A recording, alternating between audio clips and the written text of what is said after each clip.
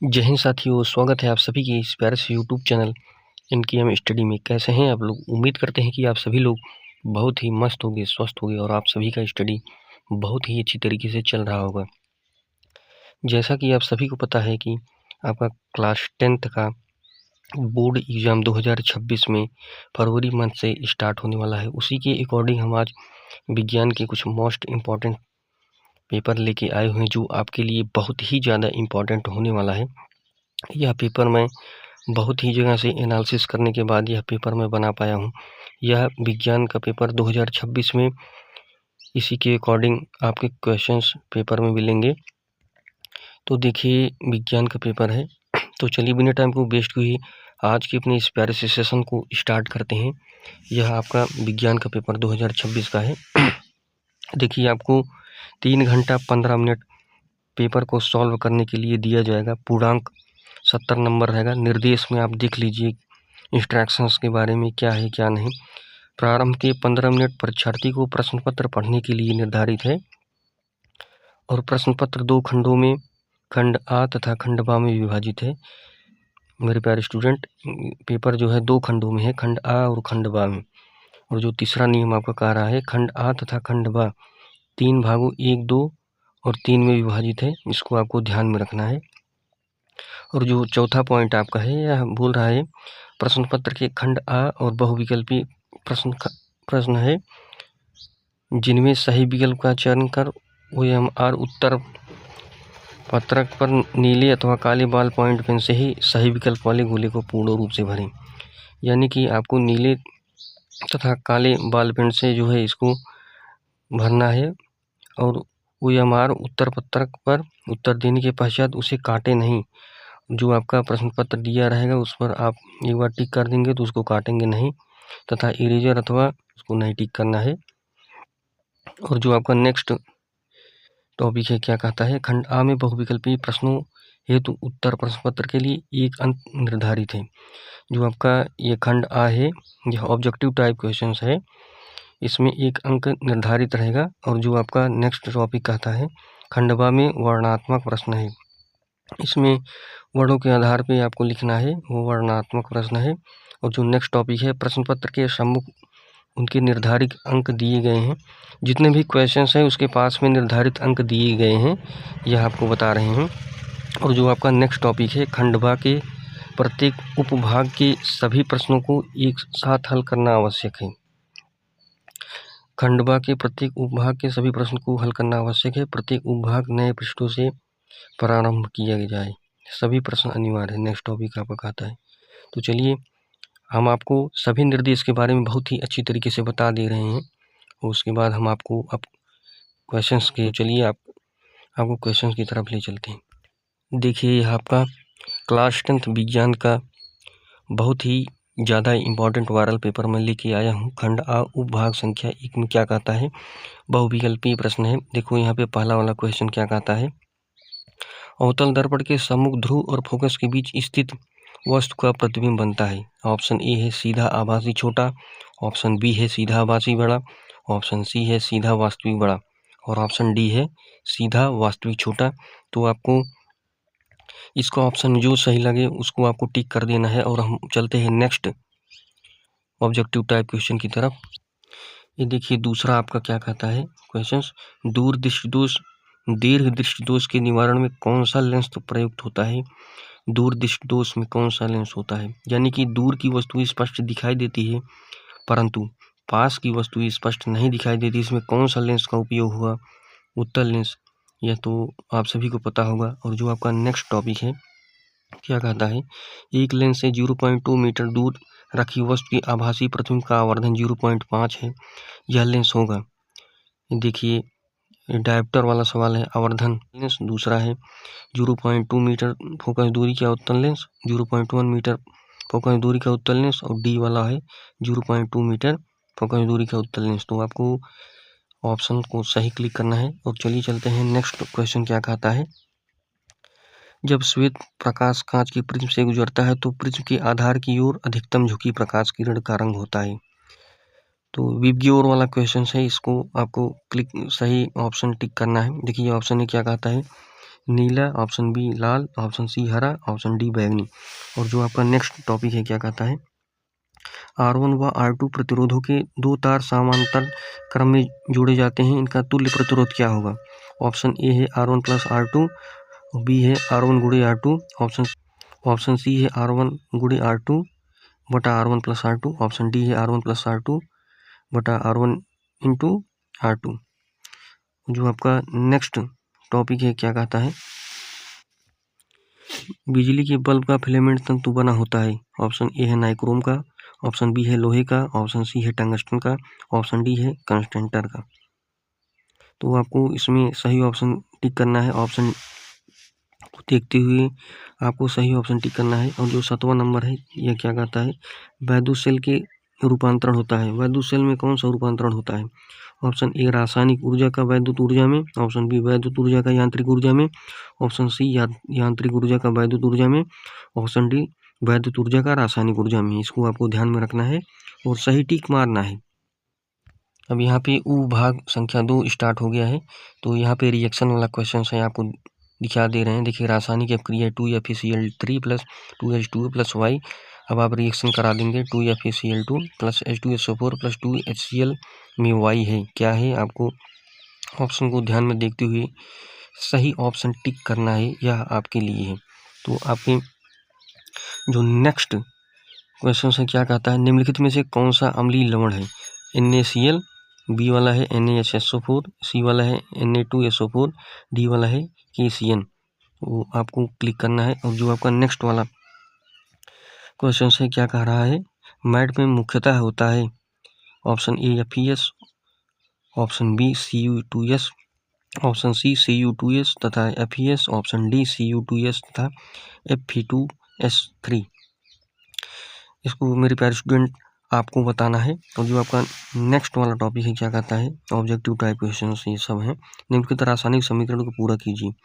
देखिए यहाँ पे ऐसे दिया रहेगा पेपर में, ऑप्शन ए दिया है, option B, option C, option D ऐसे ही दिया रहेगा। आपको इसमें ध्यान में रखते हुए इसको टिक मारना है। देखिए जो आपका नेक्स्ट टॉपिक है क्या कहता है, उभयधर्मी ऑक्साइड। उभयधर्मी ऑक्साइड कौन सा है। Option A Na2O, option B MgO, option C Al2O3, option D P2O5। तो आपको सही टिक मारना है। और जो नेक्स्ट आपका क्वेश्चन है क्या पूछता है, प्रोपेन का रासायनिक सूत्र क्या है। Option A CH4, option B C3H8, option C 4H10, option D C2H6। तो आपको इसमें बताना है, ये आपके लिए है। जो आपका नेक्स्ट टॉपिक है मैं आपको अभी दिखाते हैं आगे की तरफ। यह उपभाग संख्या 3 है। तो क्वेश्चन क्या कहता है 14 नंबर, हाइड्रा में प्रजनन होता है। ऑप्शन ए मुकुलन द्वारा, ऑप्शन बी विखंडन द्वारा, ऑप्शन सी खंडन द्वारा, ऑप्शन डी कायिक प्रवर्धन द्वारा। तो आपको बताना है। जो आपका नेक्स्ट टॉपिक है 15 नंबर, ये क्या कहता है, पायरुवेट के विखंडन में प्रक्रिया संपन्न होती है। ऑप्शन ए कोशिका द्रव्य में, माइक्रोकांडिया में, ऑप्शन सी हरित लवक में, ऑप्शन डी केंद्रक में। तो आपको इसको भी बताना है। और जो आपका नेक्स्ट टॉपिक है, यह मनुष्य में वृक्क किस तंत्र से संबंधित है। ऑप्शन ए पोषण, ऑप्शन बी श्वसन, ऑप्शन सी उत्सर्जन, ऑप्शन डी परिवहन। यह भी आपको बताना है। और जो आपका नेक्स्ट टॉपिक 17 नंबर है, ये क्या कहता है, मेंडल ने प्रारंभिक शिक्षा प्राप्त की कहाँ पे। ऑप्शन ए मंदिर में, ऑप्शन बी स्कूल में, ऑप्शन सी गुरुकुल में, ऑप्शन डी गिरजाघर में। तो आपको बताना है। जो आपका नेक्स्ट टॉपिक है क्या कहता है 18 नंबर, मादा जनन तंत्र के किस भाग में लूप स्थापित किया जाता है। ऑप्शन ए अंडाशय में, ऑप्शन बी अंडवाहिनी में, ऑप्शन सी गर्भाशय में, ऑप्शन डी योनि में। तो आपको इसको भी अच्छी तरीके से बता देना है।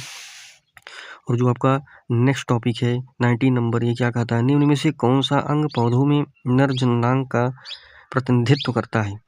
ऑप्शन ए दिया गया है जायांग, ऑप्शन बी पुंकेसर, ऑप्शन सी वर्तिकाग्र, ऑप्शन डी अंडाशय। तो मेरे प्यारे स्टूडेंट आपको इसका सही ऑब्जेक्टिव टाइप क्वेश्चंस बताना है।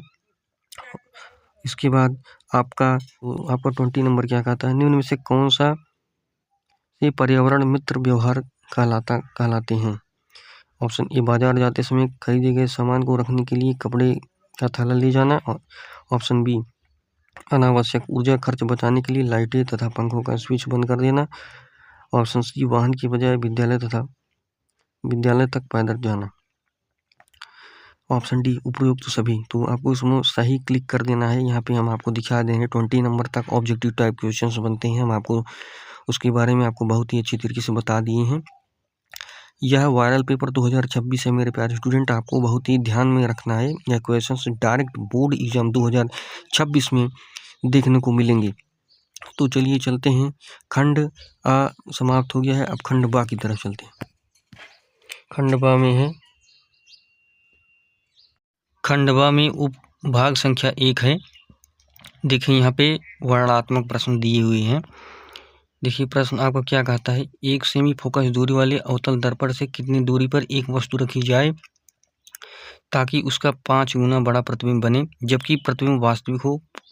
प्रतिबिंब की स्थिति भी ज्ञात कीजिए। ये देखिए आपका 4 नंबर में क्वेश्चंस जो है पूछा गया है।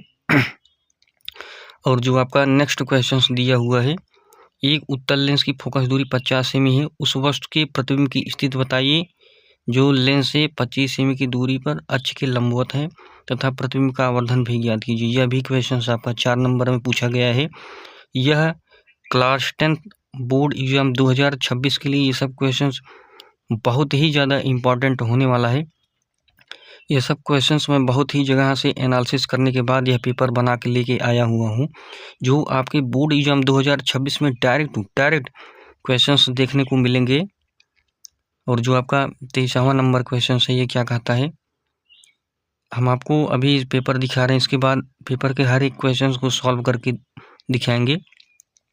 23वां नंबर आपका क्वेश्चन क्या कहता है, 2 ओम 3 ओम तथा 5 ओम के प्रतिरोधों को श्रेणी क्रम में जोड़ा गया है। यदि संयोजक के दोनों सिरों पर 30 वोल्ट का विभवांतर लगा है तो प्रत्येक प्रतिरोधों के सिरों के बीच का विभवांतर ज्ञात करो। यह भी क्वेश्चन 4 नंबर में पूछा गया है। तारों को कितने क्रम में जोड़ा जाता है, जो धारा होती है उसमें तारों को 2 प्रकार से जोड़ा जाता है, एक समांतर क्रम संयोजन होता है और एक श्रेणी क्रम संयोजन। तो यहाँ पर श्रेणी क्रम संयोजन पूछा गया है, आपको उसी प्रकार जोड़ करके इसमें विभवांतर ज्ञात करके बता देना है। और जो आपका 24वां नंबर क्वेश्चन है, यह क्या कहता है, घरेलू वैद्युत वितरण परिपथ में प्रयुक्त निम्नलिखित तारों की कार्यप्रणाली एवं आवरण विद्युत रोधक के रंग लिखिए। यह क्वेश्चन कितने नंबर में दिया गया है, 6 नंबर में। पहला क्या पूछा है, जीवित विद्युतमय तार, दूसरा भू संपर्क तार और तीसरा उदासीन तार। यह क्वेश्चन कितने नंबर में पूछा गया है, 6 नंबर में। आप इसको 24वें नंबर में इन तीनों वाला ऑप्शन लिखेंगे, नहीं तो इसके अलावा अथवा में दिया गया है, चाहे इसको लिख देंगे। फ्लेमिंग के बाएं हाथ का नियम तथा दाहिने हाथ के अंगूठे नियम को स्पष्ट कीजिए। देखिए पहला है फ्लेमिंग के बाएं हाथ का नियम तथा दूसरा दाहिने हाथ के अंगुष्ठ नियम को स्पष्ट कीजिए। यह किन भौतिक राशियों की दिशा को ज्ञात करने में प्रयुक्त होते हैं। यह क्वेश्चन जो है आपका 6 नंबर में है। तो देखिए आपका खंडवा में उपभाग संख्या 1 हो गया है और खंडवा में अब उपभाग संख्या 2 है। तो इसमें क्या पूछा गया है, 25वां वाला क्वेश्चन में निम्नलिखित अभिक्रियाओं के लिए संतुलन रासायनिक समीकरण लिखिए। क्या है, निम्नलिखित अभिक्रियाओं के लिए संतुलित रासायनिक समीकरण लिखिए। पहला क्या है, लेड नाइट्रेट को गर्म करने पर। मेरे प्यारे स्टूडेंट, मैं बहुत ही जगह से एनालिसिस करने के बाद ये सब क्वेश्चंस आपके लिए वायरल पेपर साइंस 2026 के लिए मैं सब लेके आया हुआ हूँ, जो आपके बोर्ड एग्जाम 2026 में डायरेक्ट क्वेश्चंस देखने को मिलेंगे। जी हाँ मेरे प्यारे स्टूडेंट, मैं जितना भी आपको बता रहा हूँ, आपको खाली इतना ही ध्यान में रखते हुए हर एक क्वेश्चंस को सॉल्व करके और बहुत ही अच्छी तरीके से लर्न कर लेना है। आपके लिए बहुत ही ज़्यादा इंपॉर्टेंट क्वेश्चंस हैं। तो क्या है दूसरा वाला, एथेनोइक अम्ल की सोडियम कार्बोनेट से अपक्रिया कराने पर क्या होगा। और तीसरा वाला कहता है जिंक की सिल्वर नाइट्रेट से अपक्रिया कराने पर क्या प्राप्त होगा। संतुलित रासायनिक समीकरण लिखना है। और जो चौथा नंबर है, सोडियम सल्फेट विलयन की बेरियम क्लोराइड विलयन से अपक्रिया कराने पर क्या प्राप्त होगा। तो इसको आपको इन चारों को संतुलित करके रासायनिक समीकरण बनाना है।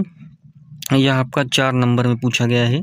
पहला लेड नाइट्रेट वाला 1, दूसरा एथेनोइक अम्ल 2, फिर तीसरा जिंक की सल्फर नाइट्रेट से अपक्रिया 3, चौथा सोडियम सल्फेट विलयन की बेरियम क्लोराइड से अपक्रिया 4। इन चारों के लिए 1-1 नंबर दिया गया है। और जो आपका नेक्स्ट जो क्वेश्चन पूछा गया है 26 नंबर, निम्नलिखित पर संक्षिप्त टिप्पणियाँ लिखिए। क्या है? पहला समजातीय श्रेणी, दूसरा कार्बन की सर्वतोमुखी प्रकृति। कार्बन की सर्वतोमुखी प्रकृति ये कितने नंबर में पूछा गया है? यह भी आपका 4 नंबर में पूछा गया है। समजाती पहला वाला 2 नंबर, कार्बन की सर्वतोमुखी प्रकृति यह भी 2 नंबर, ये 2 नंबर में पूछा गया है। आपको अच्छी तरीके से पढ़ लेना है। तो आपका नेक्स्ट क्वेश्चन क्या कहता है? ये 27वां नंबर क्या कहता है? निम्नलिखित यौगिकों के IUPAC नाम लिखिए। जी हाँ मेरे प्यारे स्टूडेंट, यह बहुत ही ज़्यादा इम्पॉर्टेंट IUPAC वाला टॉपिक है। आपको IUPAC नाम निकालना सीख लीजिएगा, क्योंकि यह बोर्ड एग्जाम में बहुत ही अच्छी तरीके से पूछा जाता है। इसमें भर भर के क्वेश्चंस बनते हैं। जैसे IUPAC नाम, international union of pure and applied chemistry, ये पूरा नाम जानना आपको ज़रूरी है। ये कितने नंबर में पूछा गया है? यह 3 नंबर में पूछा गया है। ये देखिए साइड में यहाँ पे दिख रहा होगा, 3 नंबर में क्वेश्चंस बने हुए हैं। पहला क्या है? CH3COOH, इसका नाम क्या होता है यह आपको बताना है। दूसरा CH3CH2CH2Cl, इसका नाम क्या होता है आपको इसको भी बताना है। और जो तीसरा पॉइंट दिया गया है CH ट्रिपल बॉन्ड CH, ये इसका मतलब क्या होता है आपको इनका नाम अच्छी तरीके से बताना है। IUPAC नाम बहुत ही अच्छी तरीके से आपको बताना है। और देखिए 27 का जो खा नंबर है, इसमें आपका क्या पूछा गया है? साबुन क्या है? साबुन बनाने की रासायनिक अपक्रिया लिखिए तथा साबुन की 2 विशेषताओं को लिखना है। यह भी आपका क्वेश्चन 3 नंबर में पूछा गया है। चाहे आपका और खा मिलाकर यह 3-3 नंबर में पूछा गया है 6 नंबर में। चाहे आप इन दोनों को लिख दीजिए 6 नंबर में, अगर वो वाला ना आए तो अथवा में जो दिया गया है यहाँ पे का नंबर में ऊष्माक्षेपी एवं ऊष्माशोषी अपक्रिया स्पष्ट कीजिए है 2 नंबर में। उखा वाला पीएच मान क्या है, इसका हाइड्रोजन आयन सांद्रण से क्या संबंध है, इसके बारे में लिख देना, यह भी 2 नंबर में है। और जोगा वाला आपका है खनिज तथा अयस्क में अंतर बताइए, यह भी आपका 2 नंबर में है। 2 2 4 2 6 नंबर में यहाँ देखो है, ये तीनों जोड़ों को 6 नंबर हो जाएगा और ऊपर 3 3 6 नंबर। चाहे आप ये दोनों वाला लिख लीजिए, नहीं तो आप इन तीनों को लिख दीजिए, ये बात एक ही है, तो 6 नंबर आपको मिल जाएगा। तो देखिए यहाँ पे उपभाग संख्या 3 में क्या कहता है? 28 का भोजन के पाचन में लार की क्या भूमिका होती है, इसके बारे में आपको टिप्पणी लिखना है। आपको 2 नंबर में दिया गया है, आपको अच्छी तरीके से बता देना है। और जो खा वाला है, ओजोन परत हमारे लिए क्यों महत्वपूर्ण है, ओजोन परत के बारे में आपको बताना है, यह क्यों महत्वपूर्ण होता है।